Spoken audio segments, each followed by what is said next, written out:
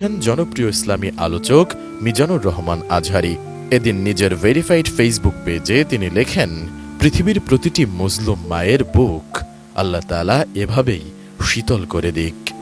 এই পৃথিবীটাকে যদি 1000 বারও বিক্রি করা হয় তাহলে জান্নাতের একটা চেয়ারের দাম হবে না।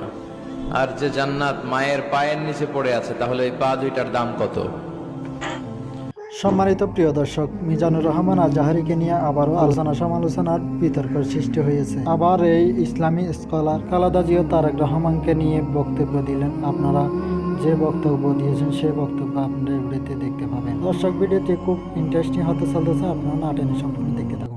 দীর্ঘ 7.5 বছর পর মায়ের সঙ্গে সাক্ষাৎ হয়েছে ছেলের। হাসি, কান্না, আনন্দ আর অনুভূতি মিলিয়ে লন্ডনের হিথ্রো বিমানবন্দরে এক আবেগঘন পরিবেশের সৃষ্টি করে খালেদা জিয়া ও ছেলে তারেক রহমানের সাক্ষাতের দৃশ্যটি।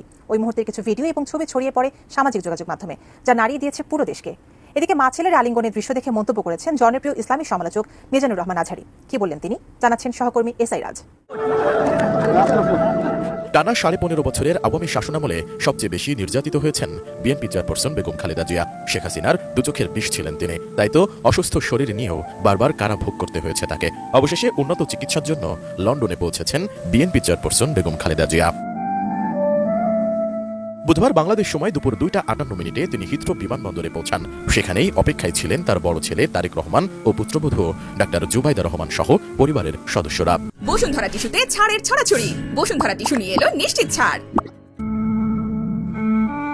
পরে হিথ্রো বিমানবন্দরে ইমিগ্রেশন কার্যক্রম শেষ করে চতুর্থ টার্মিনালের রয়্যাল ভিভিআইপি গেট দিয়ে বের হন খালেদা জিয়া।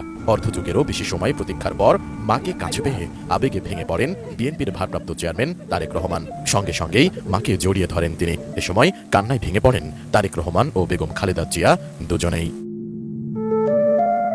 আবেগঘন এ দৃশ্য বিভিন্ন মিডিয়ায় প্রচার হয়েছে। বিষয়টি নিয়ে সামাজিক যোগাযোগ মাধ্যমে স্ট্যাটাসও দিয়েছেন নেতাকর্মী সহ অনেকেই। শুধু তাই নয়, দীর্ঘদিন পর মায়ের বুকে সন্তান, বিষয়টিকে হৃদয় প্রশান্তকারী উল্লেখ করে স্ট্যাটাস দিয়েছেন জনপ্রিয় ইসলামী আলোচক মিজানুর রহমান আজহারী।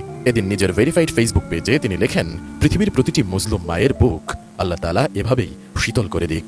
হৃদয় প্রশান্তকারী এক আবেগঘন দৃশ্য।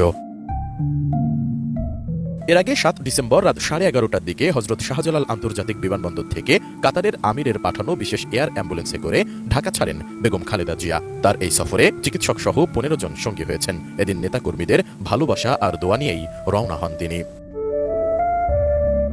সবশেষ 2017 সালের 16 জুলাই চোখ ও পায়ের ফলো আপ চিকিৎসার জন্য লন্ডনে গিয়েছিলেন খালেদা জিয়া। তিনি দীর্ঘদিন ধরে লিভার সিরোসিস, হৃদরোগ ও কিডনি সমস্যা সহ বিভিন্ন শারীরিক জটিলতায় ভুগছেন। এসআই রাজ, এটিএন নিউজ, ঢাকা।